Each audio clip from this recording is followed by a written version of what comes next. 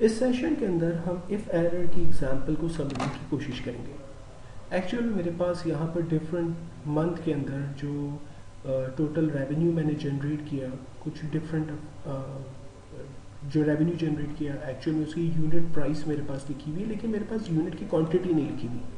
तो मुझे unit quantity निकालनी है। तो इसका सिंपल तरीका ये हो सकता है कि हमने फार्मूला अप्लाई किया equals to total amount divide by unit price and then enter किया, आपके पास क्वांटिटी आ गई एंड देन सिंपली आपने उसे ड्रैग किया ईच मंथ में जो रेवेन्यू आपने जनरेट किया और जिसकी यूनिट प्राइस आपके पास लिखी हुई उसके अगेंस्ट में कितने यूनिट आपने सेल की, क्वांटिटी आपने कितनी सेल की सॉरी, वो आपके पास रिजल्ट आ रहा है। लेकिन एक जगह पर आपके पास एरर आ रहा है, और एरर क्यों आ रहा है? बिकॉज कि यहाँ आपकी यूनिट प्राइस नहीं लिखी हुई है, टोटल रेवेन्यू सिर्फ लिखा हुआ है। तो ऐसी सिचुएशन में डिवाइड करने पर आपके पास एरर आ रहा है। और लास्ट में अगर आप इन तमाम क्वांटिटी को सम करना चाहें और तमाम अमाउंट को, तो अमाउंट तो सम हो जाएगी लेकिन क्वांटिटी जो है वो आपके पास सम नहीं होगी, बिकॉज के यहाँ बीच में एक जगह पर एरर है। तो एरर हैंडलिंग के लिए एक्सेल के अंदर एक ज़बरदस्त फंक्शन हमारे पास अवेलेबल है इफ़ एरर का। इफ़ एरर के फंक्शन को हम स्टार्ट फंक्शन के साथ अप्लाई करते हैं। हमने कहा इक्वल्स टू इफ़ अगर एरर मिले, ये फंक्शन है हमारा। अब इफ़ एरर के सिंटैक्स को अगर आप देखें तो दो चीज़ें पूछता है। पहले कहता है वैल्यू बताओ, तो वैल्यू में हमने कहा कि D3 को डिवाइड कर दो C3 से, कॉमा।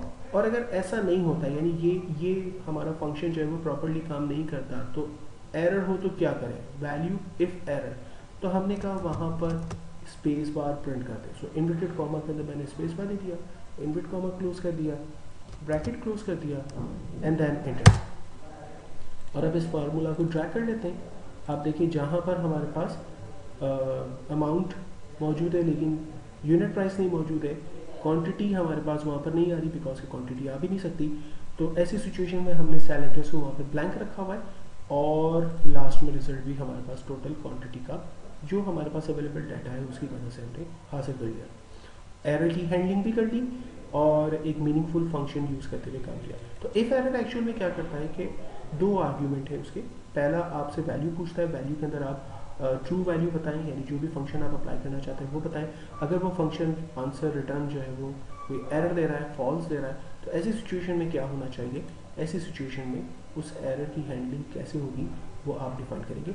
और एरर हैंडलिंग जो है वो आप इस सिचुएशन में, तो मैंने स्पेस बार दे दिया, आप कुछ भी कह सकते हैं। For example data not found, ठीक।